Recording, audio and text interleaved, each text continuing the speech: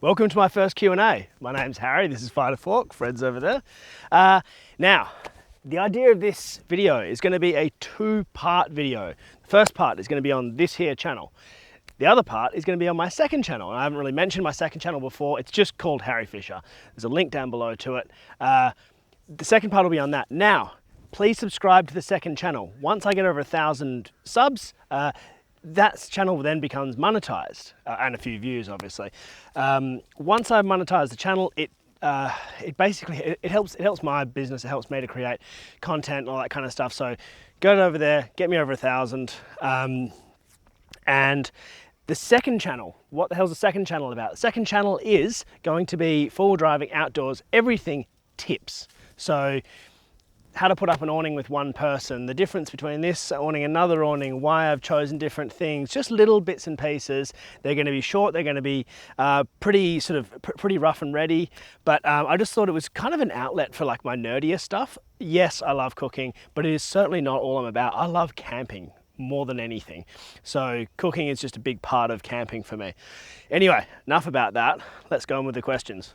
But I actually think it's going to rain pretty soon. Now, I'll leave the awning down, put the chair out, get a beer, and be with you in a second.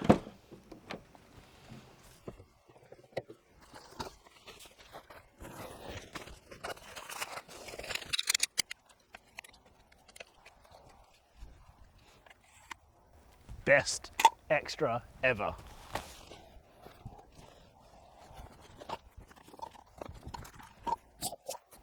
Bit of screwing around to put these things together, and they are a little bit light, but they're extremely comfortable. And the fact that I can fit, there are 3 chairs and a table up in there, just taking up like as much room as one small normal chair. Awesome.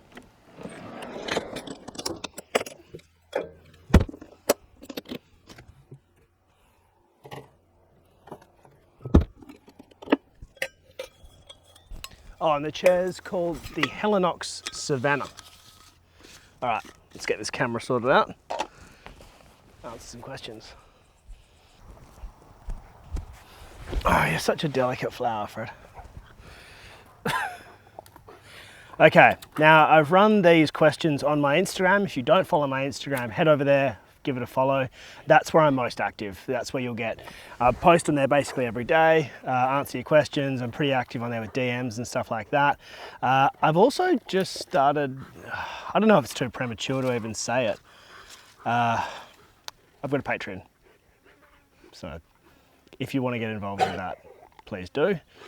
That is very much in its infancy.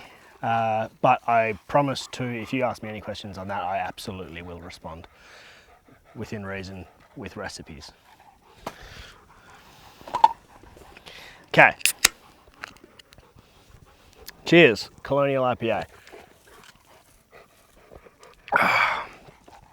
Don't have too many of those because you'll never answer any bloody questions. James Lowell, what do you do for work? I do this for work. Yeah, I work, they're obviously just putting stuff on YouTube is not enough, that you can't make money from that. So I work with companies doing R&D on different products. I help design different products, including stuff like the Osprey.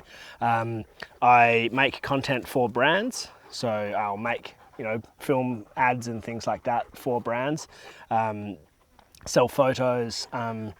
I get a cut from a bunch of different products that I've helped design or, have an affiliate program with. And then obviously, yes, I do get a small amount of money from my YouTube, but that's, it's a pretty minor part of my income. Bush rats, if you had 10 grand for a backpacker's rig, what would you get? Deleca. What we miss most about living in the Kimberley is Cam HLH. And what we miss the least? The thing I'll miss the most is the in-town lifestyle, weirdly enough. I love being able to go down to the beach every day with the dog and drive onto the beach and go for a walk and a swim, and it's just the actual town lifestyle, and then having beautiful scenery, 40-minute drive away and beautiful campsites and no fire bans, incredible. So a whole bunch of things I'll miss. It's going to be really hard to leave. What I won't miss, the build up and the wet where it's too hot. Hey, back. Where it's too hot to go camping, and it's just oppressive. I haven't been camping in weeks, simply because it's like 30 degrees and sticky as hell at night, and it's just too uncomfortable. Call me a giant pansy, maybe I am, but it's just too hot. Jeeves 2234, are there fire bans? No, not in the Kimberley, unless there's actually a bushfire. Mark Williamson 88, back to the 9 to 5. No, not if I can continue to make this channel a success. What did I do prior to YouTube? That's from Jamatoy.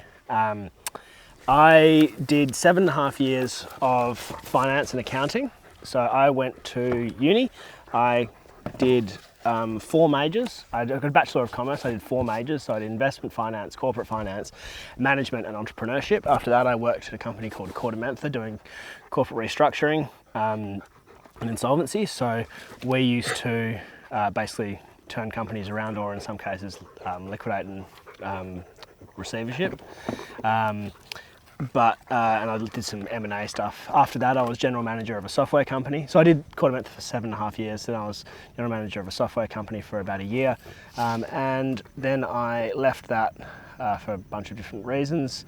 The company wasn't going as we had planned. And I decided to, hold on a sec.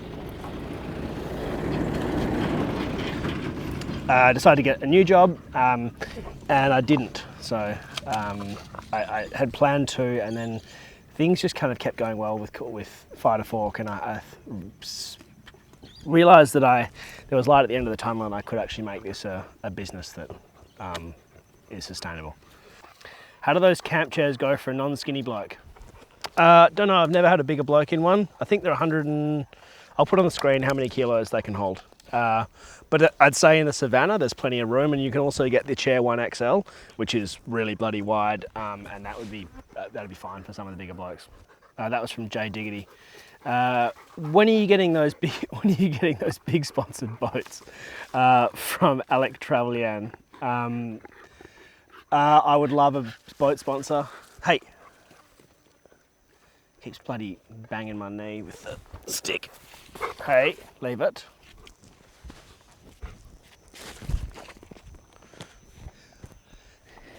In fact, I'm just going to answer that. A whole bunch of people said, yes, I'm selling the boat.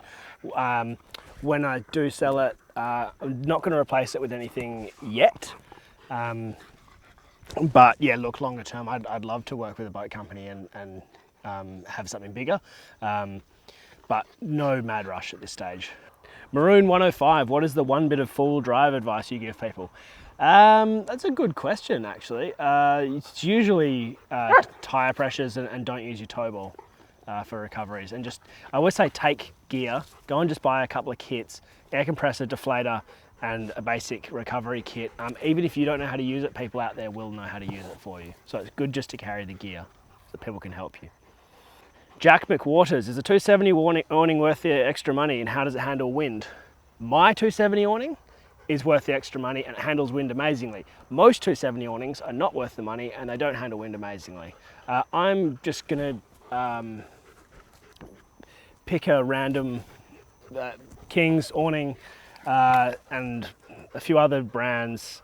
They have a flexi joint in the corner. That's a big sail. Flexi joint bends, flips over the car, rips all your flexi joints off. You don't have an awning for the rest of the trip. No such issues with this, but this thing is $2,000. So if you have a lot, if you don't have a lot of money, if you have the money, you have the means, and it's not going to mean you can't bloody eat and take your family away and do all those things.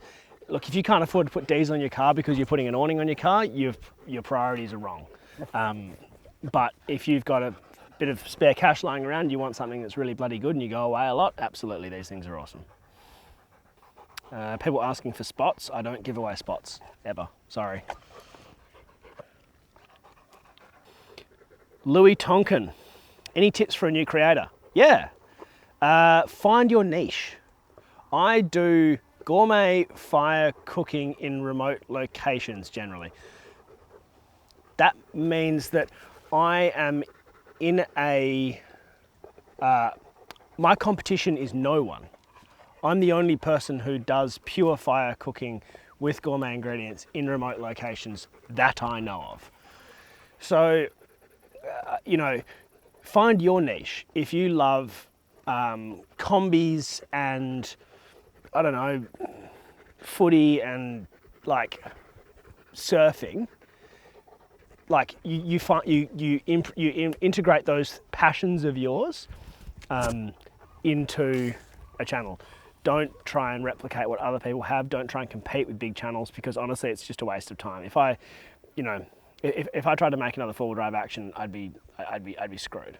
And that's why even some people with a lot of money and a lot of talent still are plugging away, trying to get channels off the ground that are simply copies of other channels. Not copies, but they are trying. Both of them are trying to do the same thing, and the market gets too crowded, and people kind of get bored. So, yeah. During total fire bans, oh, that's the holy moly. This is from during total fire bans. What bit of equipment do you cook with? I don't go camping during total fire bans. If I absolutely needed to, I would go to Bunnings or something and go and get a little burner, but I don't go during total fire bans, by the way, are wildly different to fire restriction seasons. Total fire bans means you can't even use a gas cooker outside. I don't think. Someone can correct me on that. I don't think you can. I think you'd have to use like an induction cooker, which is the devil. And then like you can't run an angle grinder, you can't, like there's all kinds of things you can't do. If it's a fire restricted time, I usually just use my BioLite, which is a little thing I'll put on the screen. You put wood into it, it's got a cover and stuff. It's all contained. The fact that it uses solid fuel is totally fine. There are some areas like Yigarup down south where you can't even use a solid fuel stove.